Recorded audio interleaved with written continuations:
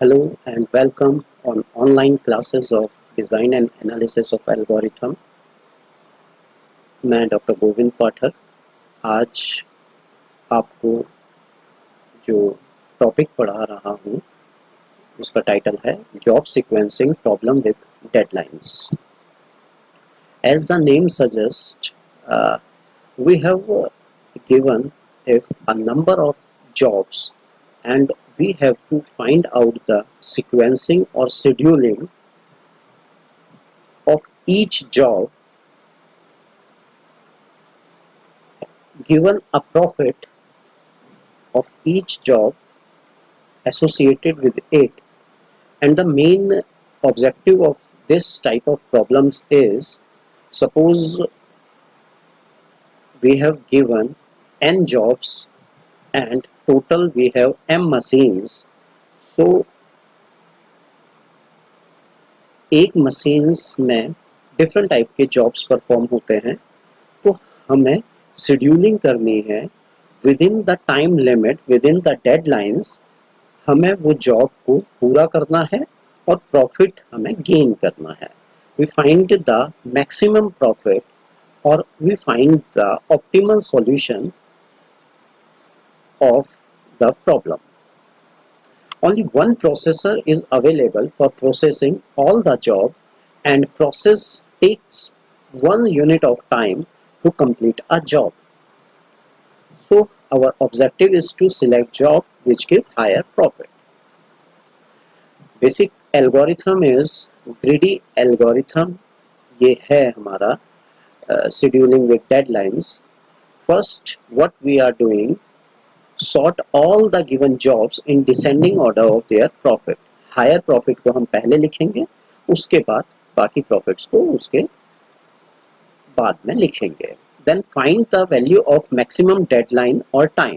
उसके बाद हम डेडलाइन और टाइम नोट करेंगे कि किस मशीन की कितनी डेडलाइन गिवन है, हमें क्या दी हुई है, उसके अनुसार हमें जो मैक्सिमम डेडलाइन दी है उसका हम गैंट चार्ट बनाएंगे with maximum time. Gantt is a mathematician जिन्होंने pictorial representation of job scheduling के बारे में बताया था, तो उस चार्ट का नाम गैंट चार्ट रखा है। We place the job on Gantt chart as far as possible from zero, और हम इसको स्टार्ट करेंगे and ensure that the job gets completed before its deadline, और वो डेडलाइन से पहले वो जॉब हमें फिनिश करना है। अगर कोई जॉब हम विद इन डेडलाइन फिनिश करते हैं तभी उस जॉब का बेनिफिट है।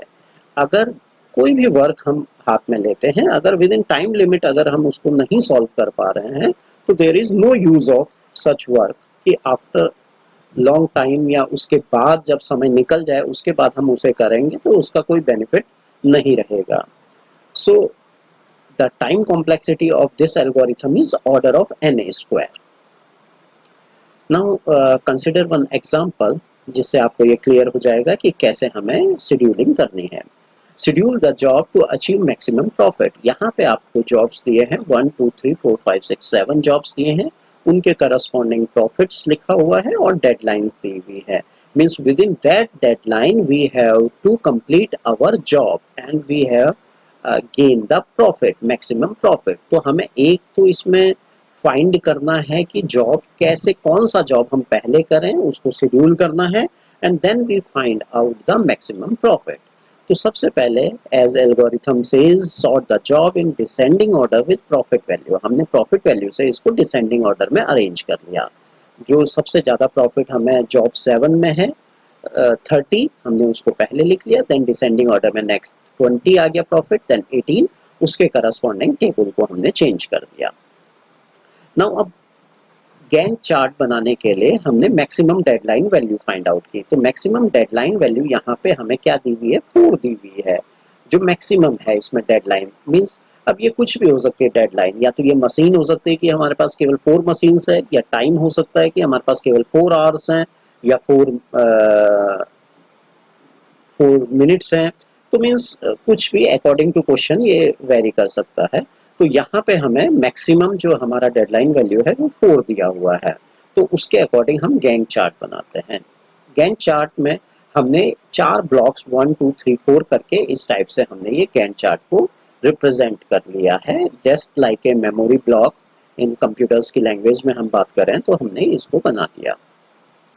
अब इसमें सबसे पहले हमें मैक्सिमम प्रॉफिट हमें देखना है गैंट चार्ट में। तो मैक्सिमम प्रॉफिट हमारा यहाँ पे हमारा प्रॉफिट कितना है, 30 है, J7।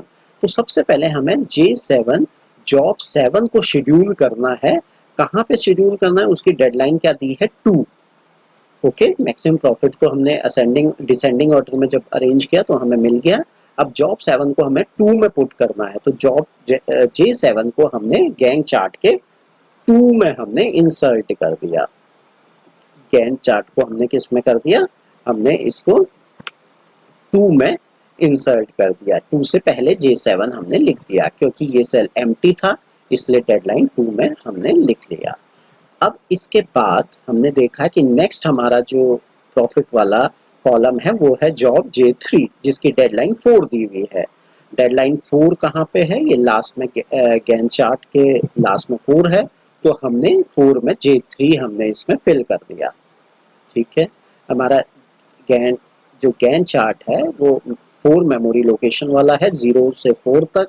और हमने पहला और मतलब एक तो दूसरे में J7 जॉब हमने फिनिश किया, फिर हमने J3 जॉब फिनिश किया। उसके बाद नेक्स्ट हमारा जो है 18 जॉब जो 4 है, 18 प्रॉफिट है, उसका डेडलाइन 3 है, तो उसको हमने 3 से पहले वाले में J4 भी हमने उसको फीड कर दिया।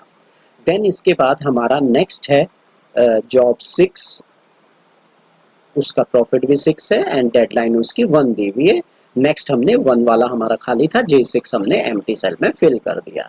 इसके बाद हमारे पास कोई मशीन्स या स्लॉट्स रिमेनिंग एम्प्टी नहीं बचा है, तो यही हमारा मैक्सिमम बेनिफिट जॉब शेड्यूलिंग वाला सॉल्यूशन होगा, that is the optimal solution. तो द सीक्वेंसिंग इसमें क्या हो गई हमारी जॉब की, J6 जॉब 6 पहले हमने किया, then job 7, then job 4, then job 3। और what is the maximum profit of this one is total profit 30 plus 20 plus 18 plus 6, जो प्रॉफिट गिवन था उन चारों जॉब्स का, दैट इज इक्वल टू 74। तो इस टाइप से आपको ये जॉब से शेड्यूलिंग करनी है या सीक्वेंसिंग करनी है, जिसमें आपने ये देखा कि किस जॉब को प्रायोरिटी बेस में हमें पहले मशीन में प्रोसेस में लाना है। कौन सा जॉब हम लाएंगे जिसका प्रॉफिट मैक्सिमम होगा, because ultimately aim is greedy algorithm का कि हमें तत्काल में प्रॉफिट उसमें चाहिए। See, one more example is here. For the following job, schedule the job to achieve maximum profit.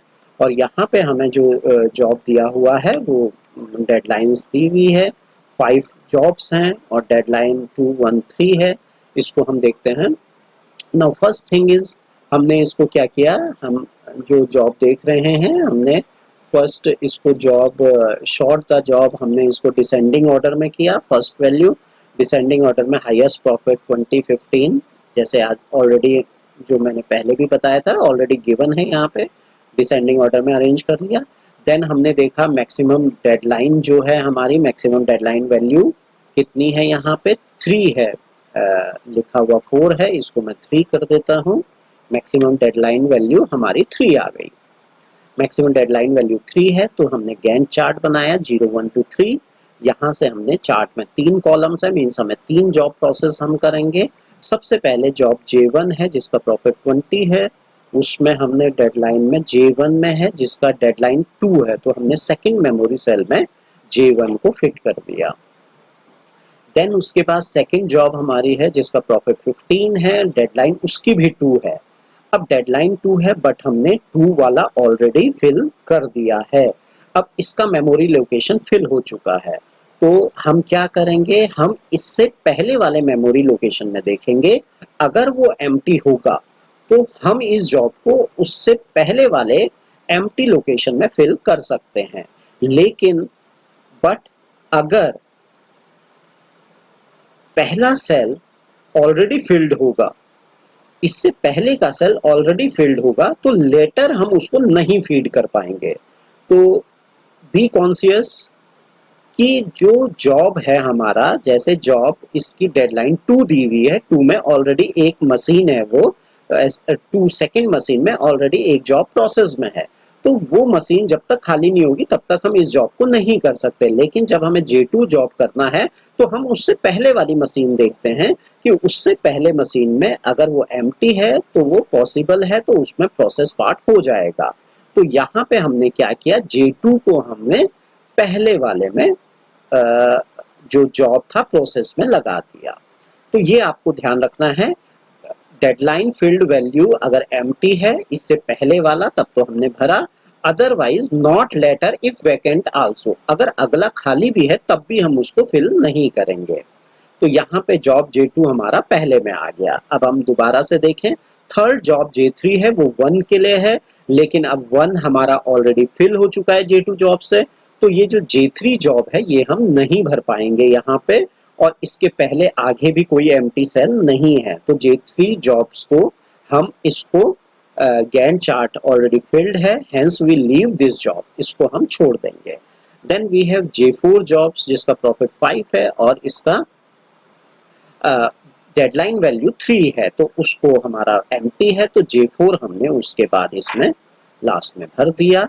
और यहाँ पे हमारा देन हमारा जॉब की जो सीक्वेंसिंग है, जॉब की सीक्वेंसिंग हमारी क्या आ गई, देन जॉब की सीक्वेंसिंग हमारी आ गई जो वो मैक्सिमम प्रॉफिट, और जॉब की सीक्वेंसिंग J2 J1 J4 हो गई, और मैक्सिमम प्रॉफिट हमारा जो दिया हुआ है 20 + 15 + 5 40, और this is our optimal solution.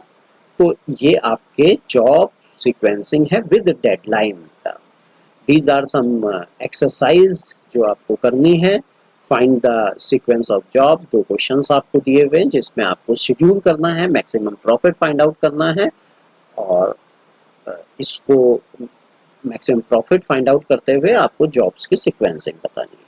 तो आपको ये वीडियो कैसा लगा, और आपको कोई भी क्वेरी है, इसमें कुछ पूछना है तो आप इसको मुझे मेल कर सकते हैं।